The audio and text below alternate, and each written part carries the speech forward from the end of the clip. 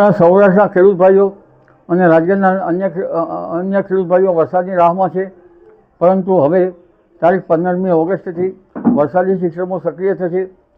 Cyclonic circulation અરબ સાગરમાં થવાની શક્યતા રહે છે. બંગાળ ઉપસાગરમાં પણ તારીખ 17 ઓગસ્ટથી મજબૂત સિસ્ટમ બનશે, એટલે અરબ સાગરની સિસ્ટમના કારણે તારીખ 19, 20, 21, 22માં દક્ષિણ સૌરાષ્ટ્રના ભાગોમાં ભારેથી અતિભારે વરસાદ થવાની શક્યતા રહે છે.